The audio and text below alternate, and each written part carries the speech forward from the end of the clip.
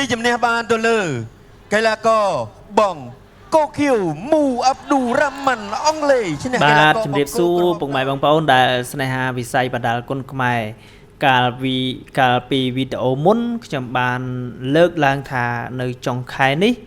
បាទមូអាប់ឌូរ៉ាម៉ាន់គាត់នឹងមកលេងគុណខ្មែរយើងម្ដងទៀតបងប្អូន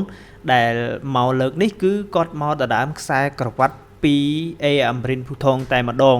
បាទប៉ុន្តែមិនតន់ជាផ្លូវការទេរងចាំ poster បាទចេញជាផ្លូវការសិនទើបយើងអាចនិយាយថាជាក់លាក់ 100% បាទឥឡូវនេះបាទ poster រវាងពួកគាត់បានចេញជាផ្លូវការហើយបងប្អូនបាទគឺជួបគ្នានៅថ្ងៃទី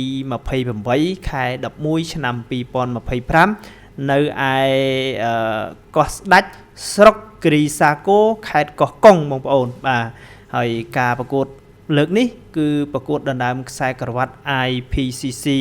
របស់ Biggensburg បងប្អូនបាទដែលការប្រកួតគឺលក្ខណៈគុណខ្មែរ3ទឹកក្នុងមួយទឹកមាន3នាទីបងប្អូនបាទចាំមើលថាតើអេអាំរិនភូថងអាចនឹងការពារខ្សែក្រវ៉ាត់បានឬក៏ត្រូវបានមូអាឌូរ៉ាម៉ាន់នេះគាត់យកទៅបាត់បងប្អូនខ្សែក្រវ៉ាត់របស់អេអាំរិនភូថងមួយនេះបងប្អូនបាទគូរំលឹកបន្តិចបងប្អូនបាទរវាងពួកគាត់ទាំងពីរនាក់ជួបគ្នាលើកមុនគឺនៅក្នុងខណ្ឌកំបូលរាជធានីភ្នំពេញបងប្អូនបាទកាលពីថ្ងៃទី26ខែ9ឆ្នាំ2025កន្លងទៅបាទដែលការជួបគ្នានោះគឺជាលក្ខណៈមិត្តភាពទេបងប្អូនហើយការប្រកួតគឺ3ទឹកដូចគ្នាការនោះជាលទ្ធផលគឺ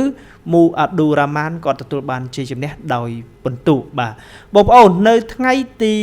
28ខែ11ឆ្នាំ2025ខឹកមុខនេះបាទក្រៅពីគូដណ្ដើមខ្សែក្រវ៉ាត់រវាងអេអាំរិនភូថងជាមួយនឹងមូអាប់ឌូរ៉ាម៉ាន់ក៏មានគូហារ៉ាគូពិសេសជាលក្ខណៈមិត្តភាពអន្តរជាតិចំនួន3គូបន្ថែមទៀតដែរបងប្អូនបាទនៅក្នុងនោះមានដូចជាអេអាំរិនមើលមេឃាបាទដែលជាបងប្រុសរបស់អេអាំរិនភូថងបាទរួមជាមួយនឹងផានិតគុណខ្មែររួមជាមួយនឹងសេងត្រីគុណខ្មែរបាទចំនួន3គូទៀតបងប្អូនអញ្ចឹងកុំភ្លេចណាបងប្អូននៅថ្ងៃទី28ខែ11ឆ្នាំ2025ខាងមុខនេះបងប្អូនគឺចុងខែ11ហ្នឹងបងប្អូនបាទនៅឯ